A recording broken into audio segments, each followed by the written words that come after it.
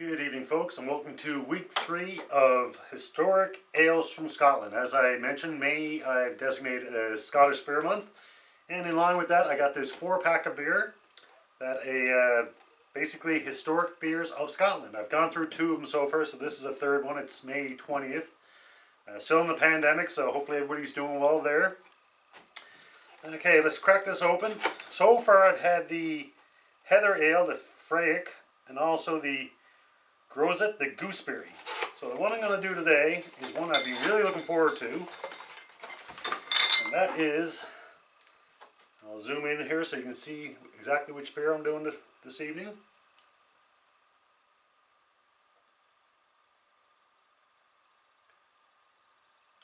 There you go, the beer I have is Alba. It's a Scots Pine Ale. And this one's kind of unique for me because it's something I've never had. And that is, they use what they call a gruit instead of hops. And I'll get into that in a second, but we'll talk a little bit about this beer. I'll read the label, see what kind of information we get. So it's William Brothers Brewing Company. I've talked about that before. Obviously, they're in Scotland. My understanding is back in the early mid-80s, they had a home brew shop, and somebody came in with a family recipe, and it was for Heather Ale, and that was the one I had last week. And so basically, the boys agreed they'd help her out with the recipe as long as they could use a recipe. It became a huge success, and they're still doing it. Alright, so it says, rich, tawny ale brewed with spruce and pine.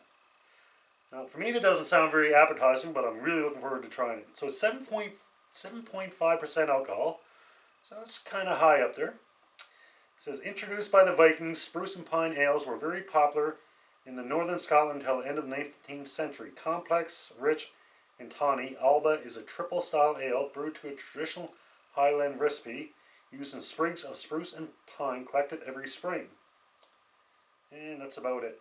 So I mentioned gruit, and basically what gruit is a mixture of herbs and spices that was used to, in lieu of hops, to give the beer flavor and bitterness. Now my understanding is basically hops were hard to come by in some locations, whether weather-wise or just from the cost. So the gruit became pretty popular in northern climates. That was my understanding. And also, back in, I believe, we're talking, probably between the 10th and 15th century, the gruit was controlled by the church. It was basically a taxation they had. So anybody making beer would have to use a gruit, and the church would benefit. So the church did everything they could to try to keep hops away. But as we know, hops eventually became the primary ingredient for bitterness in the beers. There you go. And one thing I've learned, which is kind of interesting, I mentioned this in a couple other episodes, at the time when it started becoming popular, I think my understanding is in England and Scotland, it was late coming there, and they've always been famous for ale, so when hops finally did make a presence and became popular there, they actually had to distinguish between ales and beers. Basically, an ale was an alcohol beverage that used the gruit, whereby a beer, they would use hops. And my understanding, you can go some parts of UK, some older pubs and everything, and you still might see signs that say, beer, ales, and lagers available, or something along that lines. There you go, just a little bit of information. So I'm going to give my glass a quick cold water rinse, as per usual. Once again, just to cool down the glass, get rid of any dust or anything else might be there. We'll pour it up and we'll go from there. Because I've never had a non-hop beer before, so I'm kind of looking forward to this, even though the idea of spruce and pine, me personally, doesn't seem overly appetizing, but hey, I'm always willing to try any beer at all. So a little bit, it's not light, it's not dark, it's kind of in between. A little bit ahead, but nothing significant.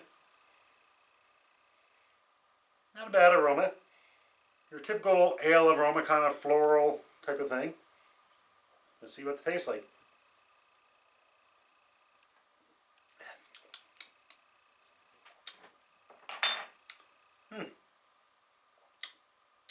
Better than I expected. I wouldn't say it's the best thing I've ever had by any means, but it's an initial taste. I'll still have a couple more before I give my ratings.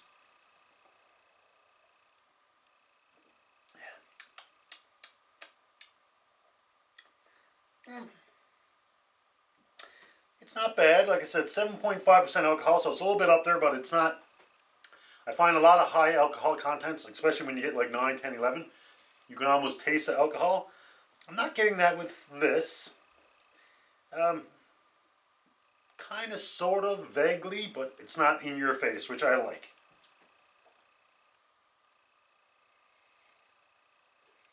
It's definitely got a unique aroma. It's kind of like a regular ale with something else, which I assume is either the pine, what did I say? The spruce or the pine.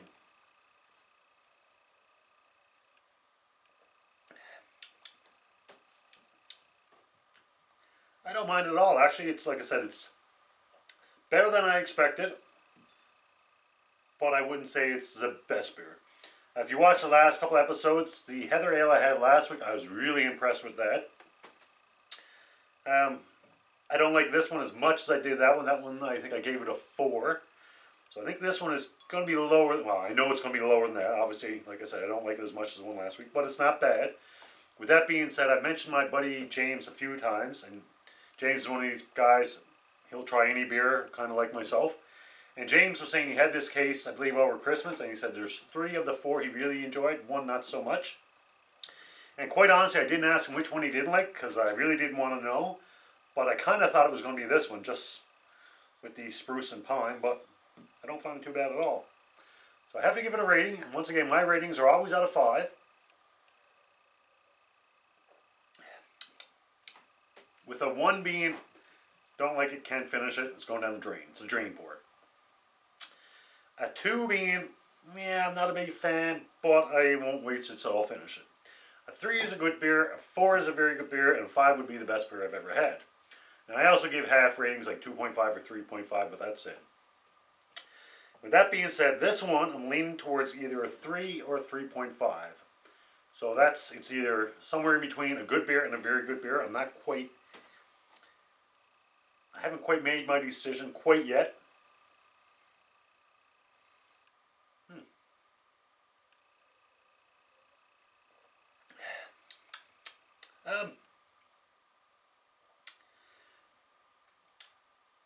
I think I'm going to give this one the benefit of the doubt and give it a 3.5, which is between good and very good beer. And for my ratings, that's a pretty good rating.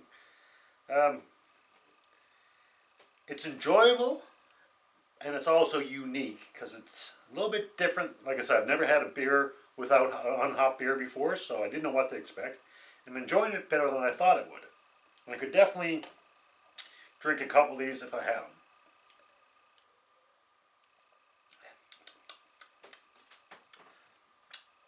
Yeah, I think I'm going to stick with my 3.5. I'm actually enjoying that a lot more than I thought it would. So there you go, folks, for the William Brothers Alba Scots Pine Ale. I'm going to go with 3.5. So I got one more beer for next week, and that would be the Elderberry Black Ale. And just see if it gives me any information on this one. 6.5% alcohol.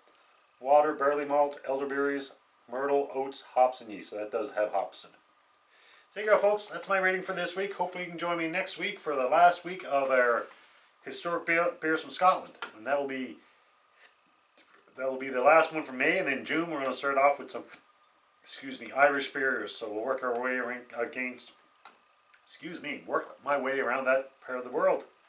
There you go, folks. 3.5. Cheers. Remember, wash your hands. Until next beer, enjoy responsibly.